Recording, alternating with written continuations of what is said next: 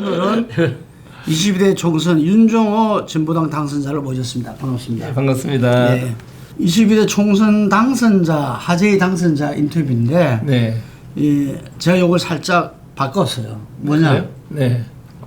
지금 진보당 원내대표를 맡고 계시잖아요. 예, 그렇죠. 3명 중에 1명 대표입니다. 그래서 저희들이 이 정의당은 이제 계속 저희들이 이제 이 전국 인터뷰를 해가지고 그 한 달에 이 각 당이 한 분씩 인터뷰를 하거든요. 네. 그래서 진보정당은 항상 정의당을 인터뷰해왔어요. 예. 근데 정의당이 지금 22대 국회에 지금 진출을 못했잖아요. 예, 그렇죠. 아깝게, 애석하게. 그렇죠. 예, 그래서 지금 우리 윤종호 원내대표님을 하재 당선자 인터뷰에서 전국 인터뷰로 격상시켰습니다. 아, 그렇습니다. 감사합니다. 네. 요 잡지는 가져왔었나? 예, 좀 전에 뭐 조금 봤습니다. 예. 예. 저희들이 이제 2000년도에 오마이뉴스가 2월달에 창간하고 예. 저희들이 8월달에 창간했어요. 네. 예, 그래서 지금 24년째인데. 예, 아유, 오래됐네요. 예, 인터넷 첫 세대죠. 그렇죠. 인터넷 신문은. 그리고 이제 저희들이 폴리피플이란 월간지는 2009년도부터 네. 지금까지 15년 됐습니다. 네. 그리고 지금 유튜브로는 이제 폴리TV를 예. 세 개 채널로 나가는 겁니다. 네. 오늘 인터뷰가. 예. 감사합니다. 예. 이번에 일단 지난주 네. 핫한 걸로 보자면은 국회의장 민주당에서 예. 민주당이 지금 171석이니까요. 그렇죠. 거기서 되면 국회의원 본회의에서 네. 이렇게 선출되는 건데 우원식 후보가 우원식 의원이 선출된 걸 가지고 네. 여러 이야기가 있었어요. 예. 그 좀 상당히 좀 이렇게 이래도 되나라는 여러 가지 생각들을 다 만감이 예. 특히 민주당 의원들 물어보면은 네. 이건 아닌데 하는 사람들이 많았어요. 그런데 이재명 대표가 뭐라고 했냐면은 이 당원 중심 정당으로 네. 이 변해가는데 이걸 처음 하는 일이다 보니까 가는 과정에 이슬도 좀 적고 풀잎에 좀 베일 수도 있다. 네. 그렇지만 우리는 그 방향, 그 길로 간다. 예. 이게 마치 우원식 의장이 당선된 거를 이슬도 적고 풀잎도 베이는 예. 이런 걸로 받아들일 수밖에 없잖아요. 그래서 저는 당원 중심 정당이라 하면은 제가 이제 일찍이 네. 민노당 시절부터 네. 그 건정길 대표가 제보고 비밀당원이라 할 정도로. 아, 그렇습니까? 예, 그래서 쭉 제가 같이 해왔어요. 예. 그래서 너무나 잘 알죠, 이게. 근데 진성정 당원이라 해가지고 네. 실제로 당원 중심 정당이었잖아요. 그렇죠. 진보정당은. 지금도 뭐 그걸 지향하고 있고 최고 진성당원이 많을 걸요 아마 저희. 그죠. 그래서 먼저 제가 이제 묻는 게 네. 그 이재명 대표가 말한 당원 중심 정당 네. 이게 지금 초유의 일은 아니잖아요. 네, 뭐 이거 뭐 저는 뭐 이번 원식 우리 의장님 선출 네. 과정에 있어서 뭐 당원 민주주의가 그렇게 훼손됐다 생각하지는 않습니다. 네. 그동안 원식 그 의장 뭐 민주당 내 후보님께서 뭐 나름대로는 누구보다도 좀 헌신적으로 약자의 편에서 서왔고 또 우리 저하고도 좀 이제 개인적으로는 탈핵 의원 모임을 20대 때 같이 했고 네. 이번에도 이제 해고염수를 태평양에 무자비하게 방류할 때도 단식 농성도 하면서 그렇죠. 싸웠던 분이고 또 을지로 위원장을 오랜 기간 또 만들고 역임했지 않습니까? 그런 부분에서 충분하게 검증된 분이기 때문에 누구보다도 좀 개혁적인 국회로 잘 만들어낼 거라고 저는 생각하고 있습니다. 그런데 이제 그게 뭐 잘 안 알려졌다는 점은 있는데 예. 아는 분들은 뭐 어느 누구보다도 네. 국회의장으로 22대 국회를 이끄는데 적격이다. 예. 뭐 이렇게 이야기를 하는데 문제는 다른 게 아니라 4명의 후보가 등록을 했어요. 근데 등록하고 사퇴하는 건 또 처음 봤어요. 네. 지금 요즘 이재명의 민주당이 되고 나서 처음 보는 일들이 좀 자주 보게 되는데 그래서 우상호 의원이 그런 말 했잖아요. 대한민국 권력 설립 위 국회의장인데 이걸 당 대표가 교통 정리한다. 좀 이건 아니지 않나 이런 이야기를 했거든요. 뭐, 예, 그런 이야기 나는 들었습니다. 다른 당이지만 예. 민주당이 어쩌면 말하자면은 범야당을 대표하는 당 아닙니까? 그러니까 민주당이 어떻게 이 행보를 해나가고 나가는 것이 전체 야당 또 진보 진영에도 중요하잖아요. 하여튼 뭐 일단 민주당 내에 예. 당원들의 생각과 조금 달리 뭐 원식 이제 이렇게 의장 후보가 선출된 것에 대해서 다소 의아하는 분도 뭐 있을 거라고 생각합니다. 뭐 하지만 또 민주당 내에 나름대로 역학구조 속에서 의원 당선자들께서 선택하신 거 아니겠습니까? 이 또한도 존중돼야 될 부분들이고 또 지금 이렇게 선출 과정에서 조금 이렇게 문제점으로 지적된 것은 의장 당선자께서 극복해야 될 과제라고 저는 생각합니다. 또 어떤 뭐 민주당 내의 과제이기도 하고요. 제가 여기서 계속 타당의 의장 선출 과정에 대해서 계속적으로 얘기하는 것은 그렇게 바람직스러운 건 아닌 것 같습니다. 알겠습니다. 이번에 그러니까 그 진보당에서 유일하게 지역구에서 당선되셨습니다. 네, 그렇습니다. 예. 그래서 야권 영재도 저희들도 뭐 기사 쓰기도 하고 네. 그랬었는데 아주 막판에 어렵게 성사됐거든요. 그렇죠. 예. 근데 거기 이제 현역 의원이 있었잖아요. 네네네, 그렇죠. 민주당의 이상현 예, 의원이 예. 있었는데도 불구하고 야권 연대 속에서 예.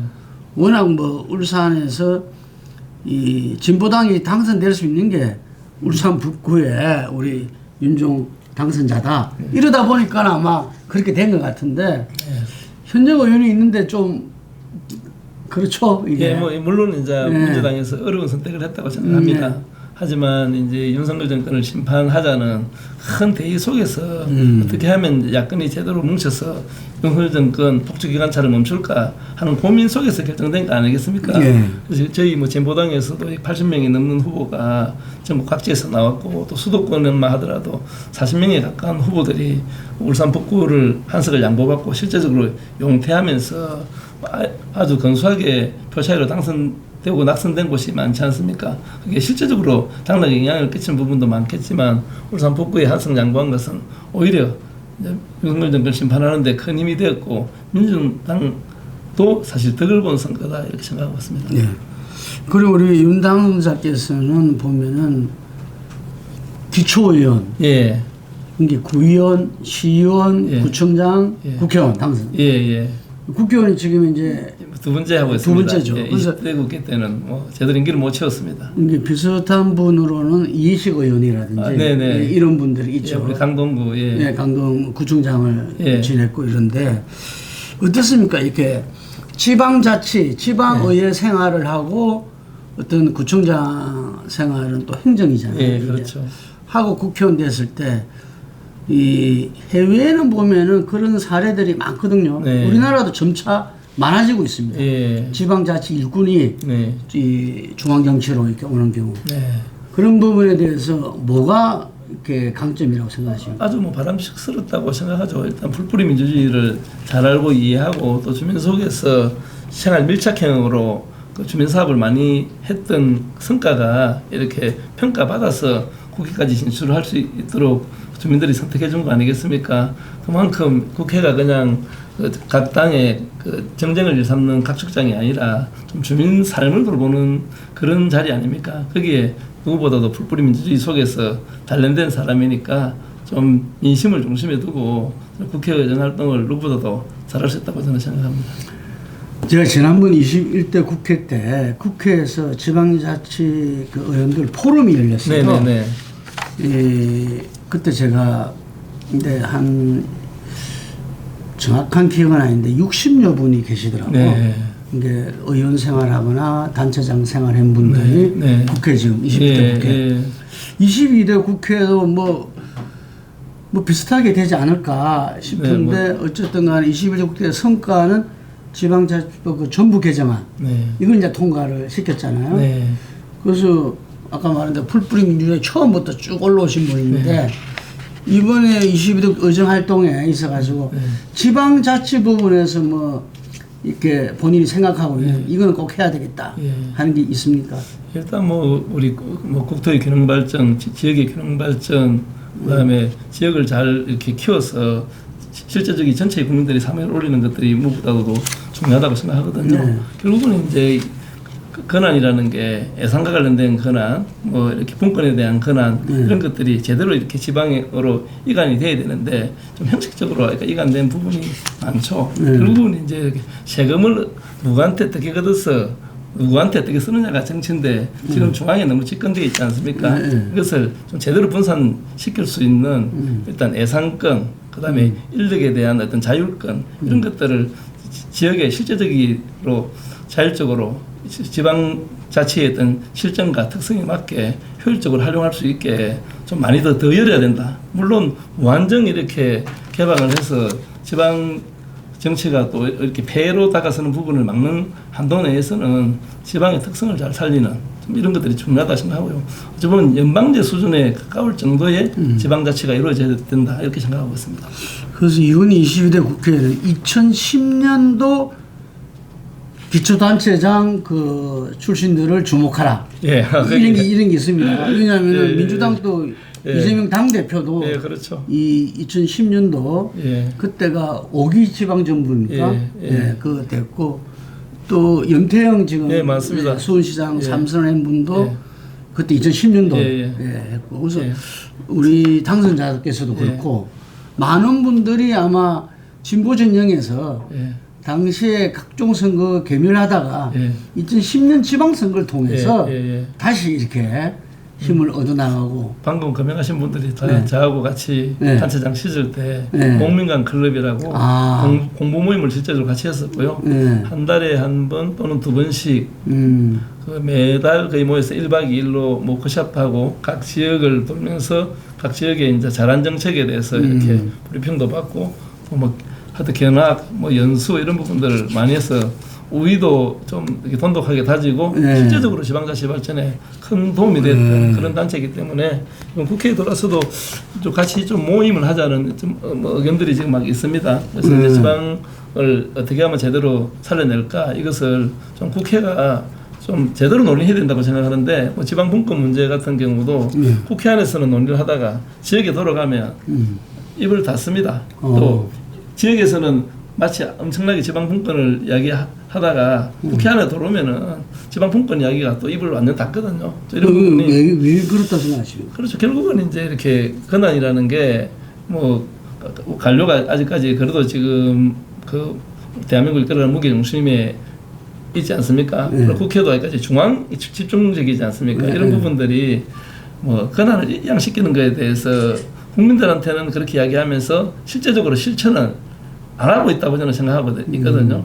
그런 부분에서 지방자치단체장 출신들이 그런 좀 선도적인 일들을 좀 할 수 있다고 저는 생각합니다. 예.